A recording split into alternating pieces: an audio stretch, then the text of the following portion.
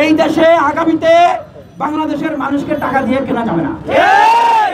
নতুন বাংলাদেশের রাজনীতিকে টাকা দিয়ে কেনা যাবে না। আপনাদের অনেক টাকা না, অনেক চাঁদাবাজি করছেন, কোটি কোটি টাকা, পারলে এবার ভোটটা টাকা দিয়ে কিনে দেখায়। এবার তরুণরা টাকা দিলে ভোট দেবে না, দেশের মানুষ টাকা দিয়ে ভয় দেখিয়ে দেশের মানুষের কাছে ভোট নেওয়া যাবে না। জাতীয়তাবাদী দলের অঙ্গ সংগঠন এবং নেতা কর্মীদের উদ্দেশ্যে বলছি, আপনাদের কি মনে হয় ক্ষমতায় চলে এসেছেন, তাই না? শরীরে একটা ভাব আসছে, তাই না? ওই যে ক্ষমতার একটা গরম আছে, তাই না? ক্ষমতার ধর্ম, ক্ষমতা বড় পিচ্ছিল জিনিস। আমরা আগে ওই ঢাকা বিশ্ববিদ্যালয়ের জায়গায় জায়গায় ছাত্রলীগ আওয়ামী লীগের বিরুদ্ধে বক্তব্য দিয়েছি, একই কথা বলেছি, আপনারা আপনাদের রাজনৈতিক ক্যারেক্টারকে পরিবর্তন করেন, ভালো হয়ে যান, আর না হলে এই বাংলাদেশে আপনাদের রাজনীতির ঠিকানা হবে না। তো তখন এই ছাত্রলীগ আওয়ামী লীগের অনেকেই আমাদের নিয়ে হাসি ঠাট্টা করতো, আমাদেরকে মারতো, আমরা তো সংখ্যায় কম ছিলাম, পিটাইতো। আমরা কি বলছিলাম? অনেক বন্ধু বান্ধব বলতো, তোরা তো পাগল হয়ে গেছিস, শেখ হাসিনা আওয়ামী লীগ ছাত্রলীগের বিরুদ্ধে লাগছিস। ডিবির গারদে হাত ঝুলিয়ে মুখে কালো মুখোশ পরিয়ে ঘন্টার পর ঘন্টা গজারির লাঠি দিয়ে পিটিয়েছে আমাকে, আমাদের অসংখ্য নেতা কর্মীদেরকে নির্যাতন করেছে। আর কি বলেছে জানেন?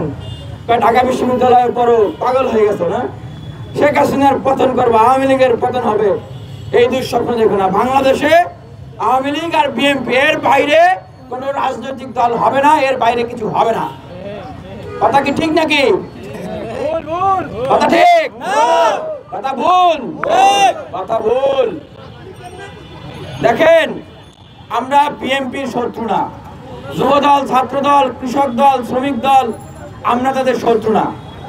তারা দীর্ঘ 16 বছর নির্যাতিত হয়েছে। আমি এই সূর্যমুখী 1-এর ভারতে 7 মার্চ সলিডারি কনফারেন্সে ছিলাম।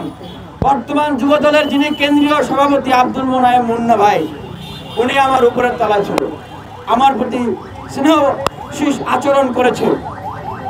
কিন্তু বাস্তবতা হলো দলের রাজনীতির ক্যারেক্টার তো চেঞ্জ করতে হবে ভাই, হবে না?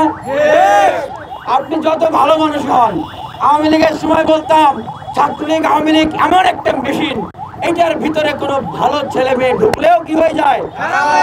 সন্ত্রাস, ধর্ষণকারী হয়ে যায়।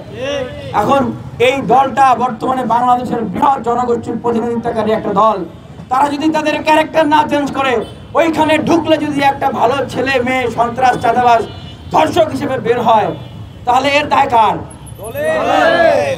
এখন ছাত্ররা স্লোগান দিচ্ছে যে আপনারা হত্যার দায় নেবেন না, ধর্ষণের দায় নেবেন না, খুনের দায় নেবেন না, কি বলে? চাঁদার ভাগ তো নেবেন। তারা চাঁদার ভাগ যদি নেন, এগুলোর দায় নিতে হবে না? দেখেন, আমরা আজকে ঘোষণা দিচ্ছি সমগ্র বিপ্লবী ছাত্র জনতার উদ্দেশ্যে, আজকে থেকে টিএসসিতে একটা স্কোর বোর্ড করে দেওয়া হবে। কি করা হবে? ক্রিকেট খেলার যেরকম স্কোর বোর্ড দেখেন, স্কোর বোর্ড হবে।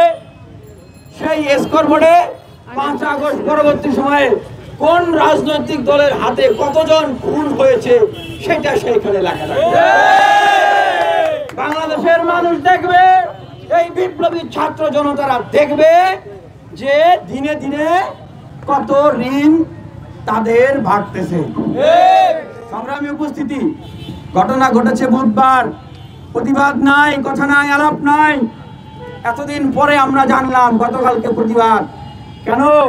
আমাদের মিডিয়া ভাইদের গলা কি টিপে ধরা হয়েছিল? মিডিয়া ভাইরা আপনারা কোথায় ছিলেন? ঠিক আওয়ামী লীগের সময়ও এইরকম ঘটনা ঘটতো, আমাদেরকে মারতো, পিটাইতো, মিডিয়া প্রকাশ করতো না। অভ্যুত্থানের সময় ডিজিএফআই, এনএসআই, আওয়ামী লীগের নেতারা বলে দিত মিডিয়া কি কি প্রকাশ করতে পারবে, কি পারবে না। কিন্তু অভ্যুত্থান কি আটকাতে পেরেছে? পারে নাই। মিডিয়া কন্ট্রোল করাও ফাঁসিবাদী আচরণের সবচেয়ে বড় একটা আচরণ। গতকালকে ছাত্ররা স্লোগান দিয়েছে, বুয়েটের ছাত্ররা স্লোগান দিয়েছে, চুয়েটের ছাত্ররা স্লোগান দিয়েছে, বাংলাদেশের ঢাকা বিশ্ববিদ্যালয়, রাজশাহী, চট্টগ্রাম, বরিশাল, সমগ্র বাংলাদেশের বিশ্ববিদ্যালয়, কলেজের ছাত্ররা স্লোগান দিয়েছে। একটা দল ক্ষমতায় থেকে যাওয়ার আগেই স্লোগান শুনেছে, আর একটা দল তারা ভাবতেছে তারা ক্ষমতায় চলে এসছে। সেই জন্য বলতে হয় যে আপনাদের কিন্তু আগেই ছাত্ররা এই স্লোগান শুনে গেছে। সুতরাং বিএনপির বড় বড় নেতারা ভাইবেন না যে নির্বাচন হয়ে যাচ্ছে আর আপনারা ক্ষমতায় চলে আসছেন। প্রশাসনের ভাইদের উদ্দেশ্যে বলবো, সচিব আমলাদের উদ্দেশ্যে বলবো, পুলিশ ভাইদের উদ্দেশ্যে বলবো, তাদেরও মাথা খারাপ হয়ে গেছে। তাদের একটা ধর্ম, যেই দিকে ক্ষমতা সেই দিকে হাওয়া। এই অভ্যাসকে বাদ দিতে হবে। পুলিশকে কি করেছিল শেখ হাসিনা, আবারও কি পুলিশ প্রশাসন সেই রকম জায়গায় যেতে চায়? আমরা পুলিশ প্রশাসনের ভাইদের উদ্দেশ্যে বলতে চাই, আপনারা স্বাধীনভাবে কাজ করুন, কোন দল মতের তোয়াক্কা করতে হবে না, দেশের মানুষের পক্ষে কাজ করুন। সচিব ভাইদের উদ্দেশ্যে বলবো, বয়স তো অনেক হয়েছে আপনাদের, 16, 17, 10, 12 বছর, 21, 20, 25 বছরের ছেলে মেয়েরা যদি দেশের জন্য জীবন দিতে পারে, আপনারা তো যুগ্ম সচিব, উপসচিব, বিসিএস ক্যাডার, ভালো সম্মানের জায়গা গেছেন, আর কতদিন আপনারা বাঁচতে চান? আপনারা দেশের জন্য কাজ করেন, মানুষ আপনাদেরকে সম্মান করবে। দেশের জন্য কিছু করেন, এটা একটা সুযোগ, এই ইন্টারিম গভর্নমেন্টের সময় একটা সুযোগ। আমরা বিএনপির রাষ্ট্র সংস্কারের আমরা কমিটমেন্ট শুনেছি 31 দফা, শোনেন নাই? নির্বাচনের আগে তারা বলেছিল জাতীয় সরকার গঠন করবে। তাহলে এই যদি হয়, বিএনপির বাংলাদেশের জন্য অবদান 10 মাসে 100-র অধিক খুন, মেয়েকে বিয়ে না দেওয়ার জন্য পিতাকে হত্যা, চাঁদা না দেওয়ার জন্য মিটফোড়ে ব্যবসায়ীকে পাথর নিক্ষেপ করে আইয়ামে জাহিলিয়াতের মতো করে হত্যা করা, চাঁদা না দেওয়ার জন্য পিটিয়ে রক্তাক্ত করে ফেলা। তাহলে ক্ষমতায় আসার আগেই যদি আপনাদের এই ক্যারেক্টার হয়, ক্ষমতায় আসলে আপনাদের কি ক্যারেক্টার হবে? এই বাংলাদেশের মানুষ কিসের উপর ভরসা রেখে কেন আপনাদেরকে আসলে ভোট দিবে বলেন?